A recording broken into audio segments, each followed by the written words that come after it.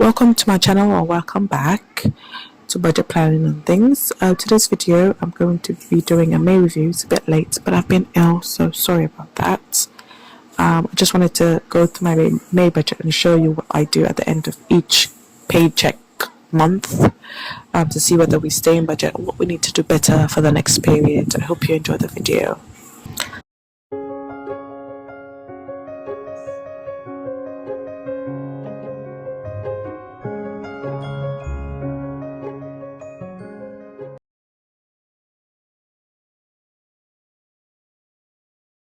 I don't want this to be a long video, so I'm gonna hop straight into it. So I've showed you this before, and I showed you that this is where I keep track of my savings and my sinking funds and how much I stayed within budget or not. And these are through what I did that was within budget and what we need to work on. I think this month we did really well because, like I said, I traveled, so I didn't have a lot of expenses where I was at. So a lot of things was within budget, and I actually budgeted to zero this time and stayed within that budget. I didn't overspend this month, but that's not going to be the same every month. I have a very good feeling that that's going to change with increasing costs and things like that. So I'm just placing a tick here where I've stayed within budget, which is usually what I budgeted for each category. And on the side here is where I keep track of my sinking funds and what I expect to put into it, or I budget for it every month. And in May, that's exactly what I did. Everything that I saved here, I put down there. Up here is where I check my savings. So at the top where I plan to track my savings, I'm going to put my sinking funds amount in there. It's a learning process, so we will do better with each coming month and things like that. So here I'm just transferring what I budgeted below into my actual savings tracker above for each month. Although you can't see it, but the savings up there is broken down by each month. The first 6 months is on one side and the other 6 months is on the other side. And now I'm my graph what the actual and budgeted differences are, which is 0. And I also put in my graph how much I saved for May and then my savings tracker. This is just a visual. It's not a must, but I like visual.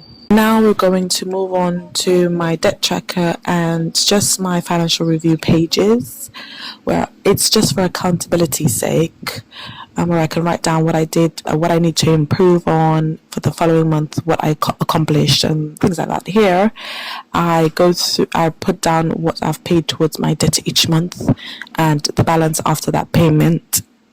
So that it helps me feel motivated to keep paying off that debt. That's my daughter in the background. So this here is my financial goals pages, and I'm not going to complete the flip through, just going through it quickly. And here I am putting in the actual amount that I filled my cash envelopes with, and I've already filled this in here. And from my previous videos, you would have known that the only category that I underspent in was my children's category, where I had £60 left over, that I had to roll over into something else. So what I actually budgeted for and what I did spend was a £60 difference.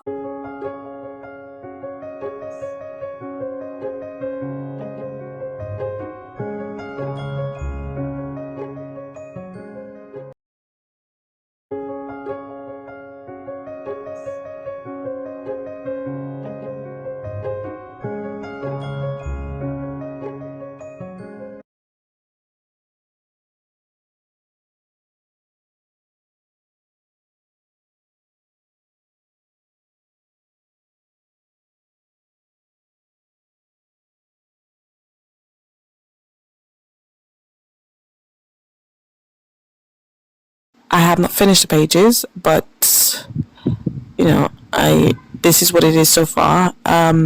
I'm just looking at how many weeks in the month of May and how much money I saved for my children, which I've already said does not go into my regular budget because I don't touch the money coming from child benefits. I put it straight into an account for them. So I didn't save anything this month, so that's going to be kept empty. And here I just write down what my biggest accomplishments were, what I did not do, what I should do better next month, why I may not have stayed within budget, and things like that. The questions are: what is the biggest achievement? Did I meet my budget? If not, why?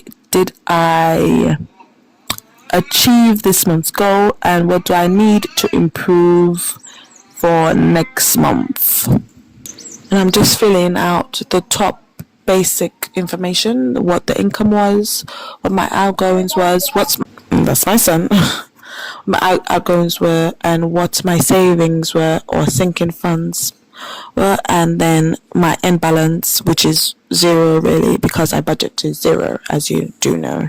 And we've already gone through these numbers, so you should know them. I don't want to have to repeat it here. The beginning balance was 220, not 220, £2,200. I put in my savings or slash tracker slash thinking funds 230. So after that was done, I had £19,070. 19,000. What is wrong with me today? Sorry. £1,970 left over, and I had £60 from my son's, from my children's monthly amount that I will roll over into something else.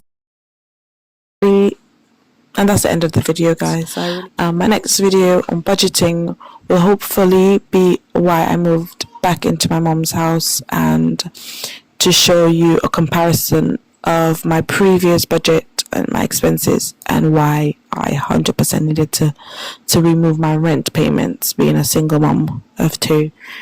See you in the next one.